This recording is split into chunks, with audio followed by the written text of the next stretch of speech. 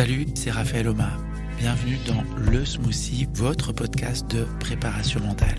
Je vous donne rendez-vous chaque mercredi pour partager ensemble un smoothie et voir quels sont les ingrédients nous permettant d'améliorer notre bien-être et nos performances. Belle écoute.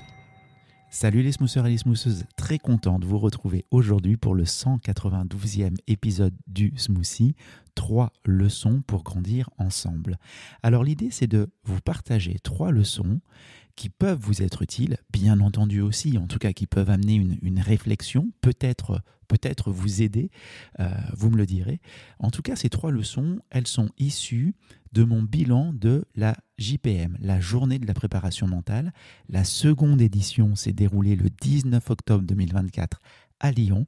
Et donc, je souhaite là vous partager finalement ce que je retiens de cette journée pour donner un tout petit peu de clarté pour les personnes qui pourraient découvrir le smoothie aujourd'hui. Il y a des personnes qui nous découvrent chaque semaine.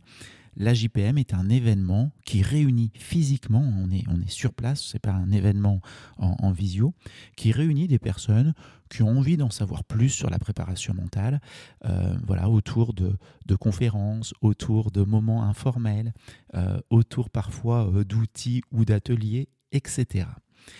Et donc voilà les 3 leçons que j'en retiens et qui, je l'espère, peuvent également vous être utiles. Première leçon, la répétition apporte du confort.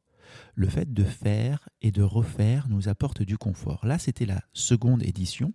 Ça nous a donné des repères, ça nous a apporté de la connaissance dans les process puisqu'on avait déjà l'expérience de la première édition. On avait plus de clarté, que ce soit dans la préparation ou dans l'événement lui-même, le jour J. Et ça, c'est valable pour Sandy, qui travaille avec moi depuis plusieurs années, tout comme ça a été tout à fait valable pour le photographe, le vidéaste, le cuisinier. Nous avions tous davantage de repères, de connaissances. Le vidéaste savait déjà comment est-ce qu'il voulait placer ses caméras. Et donc, ça nous apporte, si vous voulez, plus de sérénité, plus de maîtrise.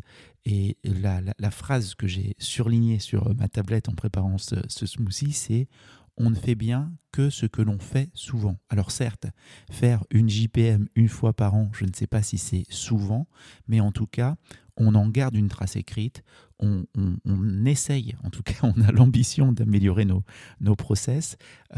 Et s'il y a une 3e édition, ce qui est possible, je pense qu'on aura encore un peu plus de connaissances, de maîtrise. Et cette maîtrise nous permettra aussi de tenter d'autres choses. Donc voilà. Première leçon, la répétition apporte du confort. Répétons. Parfois, je le sais, je le vois aussi dans des séances de préparation mentale, dans des accompagnements, on peut être tenté de se décourager. Mais faisons, refaisons, modifions, apprenons un petit peu et tirons des enseignements finalement de ce que l'on a déjà fait.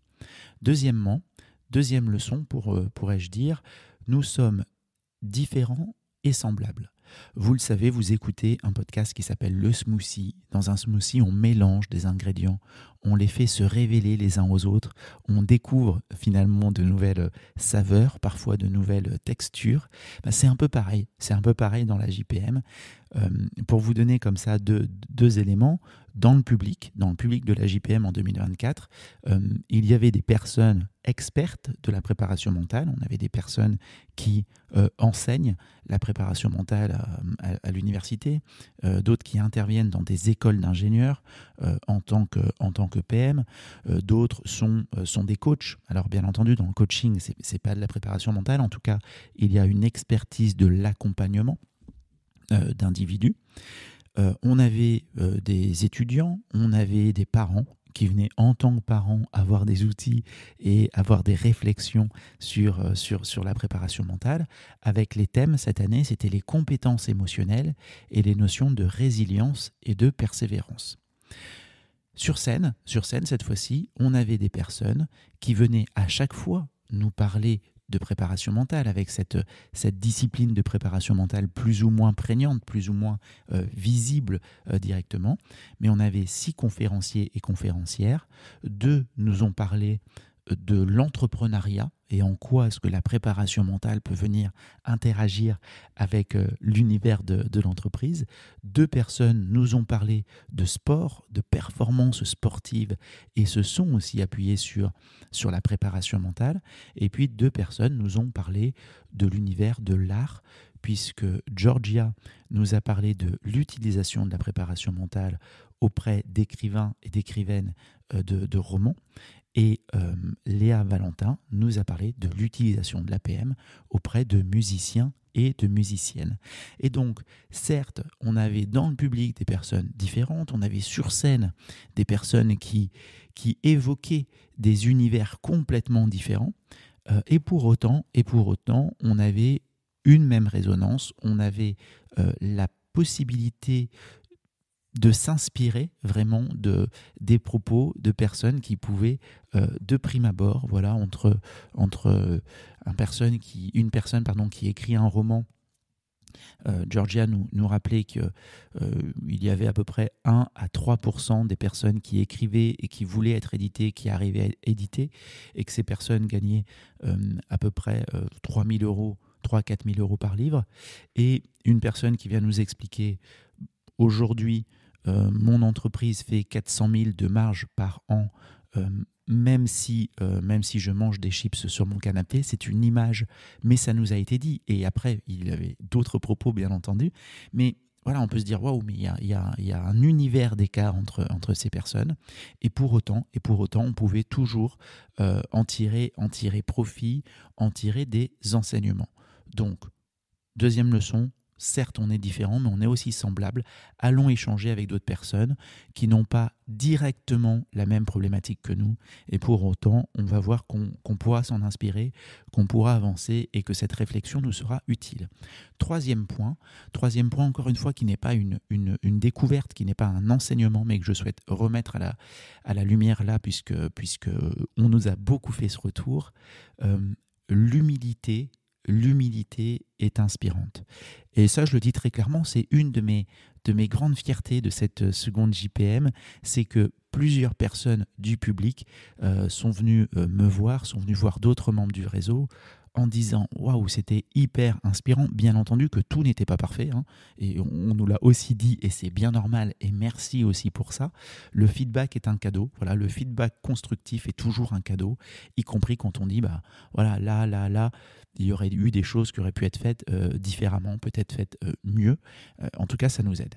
Peu importe. Là, l'idée, c'était de dire que vraiment, on a eu sur scène des conférenciers, des conférencières humbles, vraiment humbles, des personnes qui nous ont partagé leurs failles, qui nous ont partagé leurs incertitudes, leurs doutes, et que finalement, ces moments de transmission n'empêchent absolument pas la transmission, n'empêchent absolument pas d'être inspirant, d'être impactant.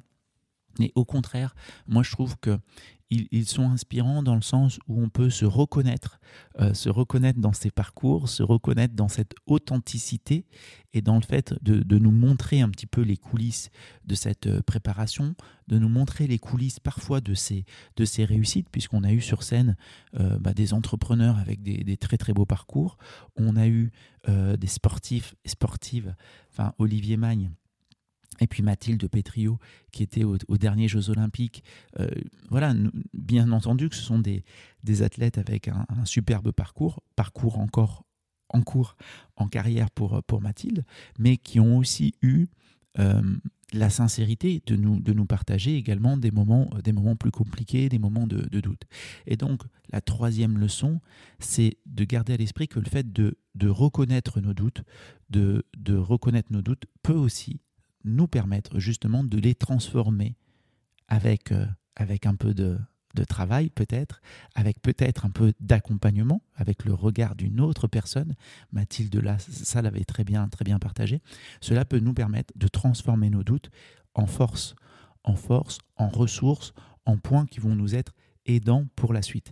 Voilà, donc j'espère vraiment que ces 3 petites leçons que je retiens de la JPM peuvent vous être utiles aussi dans votre univers, que vous soyez dans le milieu de l'entreprise, du sport, de l'art, des études.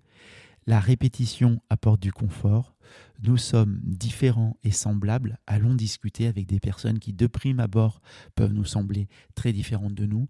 3. L'humilité est inspirante. Soyons humbles, reconnaissons aussi nos difficultés et nous pourrons en faire des forces. J'espère que ce smoothie vous a plu, les amis. Je vous souhaite une très très belle journée, très très belle semaine. S'il vous a plu, partagez-le. À très bientôt, salut.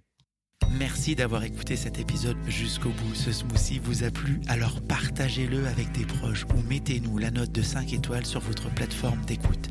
Et si vous le souhaitez, poursuivons la dégustation de smoothie ou échangeons sur les réseaux.